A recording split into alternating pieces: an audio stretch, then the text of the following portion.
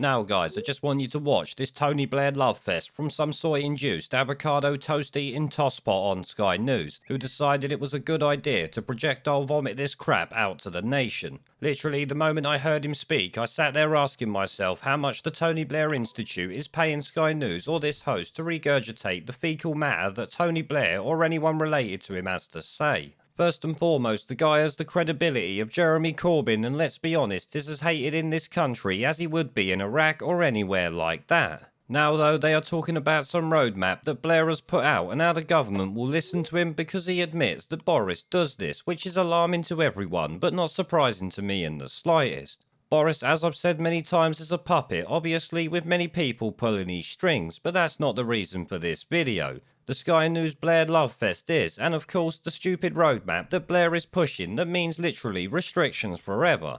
Some will have noticed the removal of restrictions relies on 0 cases, which is impossible if the test was actually worth a wet wank on a Sunday morning, so could never happen under the PCR testing system, that is for sure. I will say though, if Boris follows this roadmap, then the MPs need to reject it instantly, which could well happen, but it is still highly unlikely at this point. Yes, apparently the COVID recovery group or whatever it's called has something like 70 MPs, but that doesn't mean they will all vote the right way. It could mean the government loses, providing of course Labour decides to be an opposition party this time. Now though, enough about that bollocks, let's get on to the idiot from Sky News and the utter bullshit that he comes out with. Here, just take a listen to it and let me know what you think. Personally, his our friend Tony Blair comment said all I needed to hear, but the rest of it is some utter bollocks also, so well worth a watch still. Exactly what he should be doing, according to the man behind this chart, our old friend Tony Blair.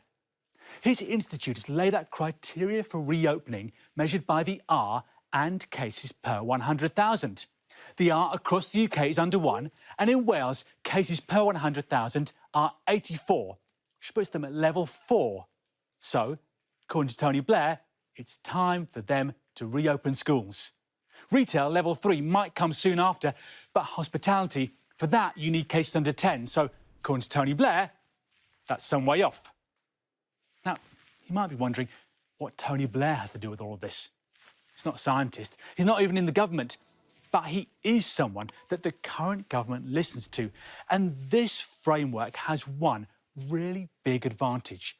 It answers the tough question of regional variation. What happens if cases are high in Leeds but low in Leicester?